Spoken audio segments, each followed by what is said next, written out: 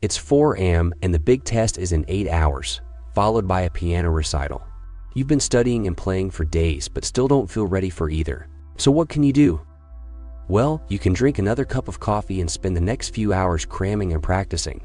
But believe it or not, you might be better off closing the books, putting away the music, and going to sleep. Sleep occupies nearly a third of our lives, but many of us give surprisingly little attention and care to it. This neglect is often the result of a major misunderstanding. Sleep isn't lost time or just a way to rest when all our important work is done. Instead, it's a critical function during which your body balances and regulates its vital systems, affecting respiration and regulating everything from circulation to growth and immune response. That's great, but you can worry about all those things after this test, right? Well, not so fast. It turns out that sleep is also crucial for your brain, with a fifth of your body's circulatory blood being channeled to it as you drift off. And what goes on in your brain while you sleep is an intensely active period of restructuring that's crucial for how our memory works. At first glance, our ability to remember things doesn't seem very impressive at all. 19th century psychologist Hermann Ebbinghaus demonstrated that we normally forget 40 of a new material within the first 20 minutes, a phenomenon known as the forgetting curve. But this loss can be prevented through memory consolidation, the process by which information is moved from our fleeting short-term memory to our more durable long-term memory. This consolidation occurs with the help of a major part of the brain, known as the hippocampus. Its role in long-term memory formation was demonstrated in the 1950s by Brenda Milner in her research with a patient known as him. After having his hippocampus removed, him's ability to form new short-term memories was damaged, but he was able to learn physical tasks through repetition.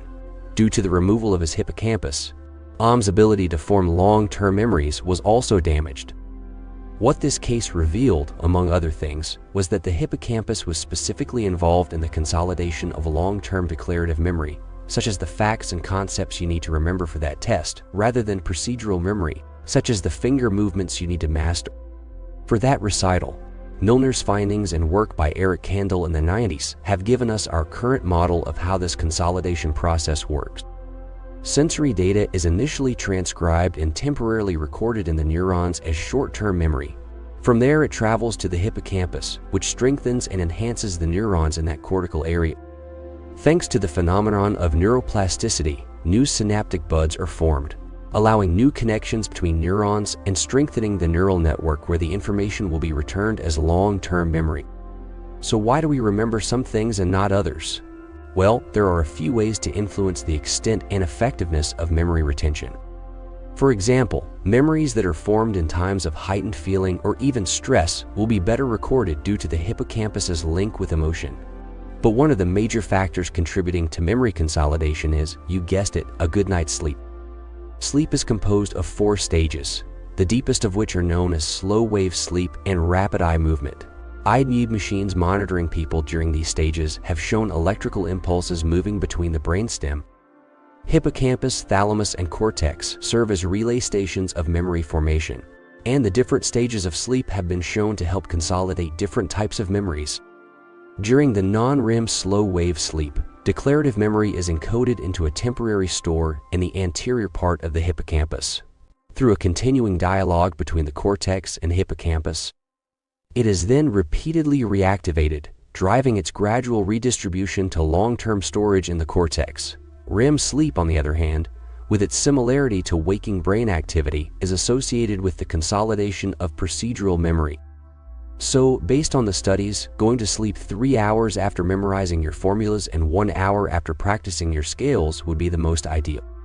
So hopefully you can see now that skimping on sleep not only harms your long-term health, but actually makes it less likely that you'll retain all that knowledge and practice from the previous night, all of which just goes to affirm the wisdom of the phrase, sleep on it. When you think about all the internal restructuring and forming of new connections that occurs while you slumber, you could even say that proper sleep will have you waking up every morning with a new and improved brain, ready to face the challenges ahead.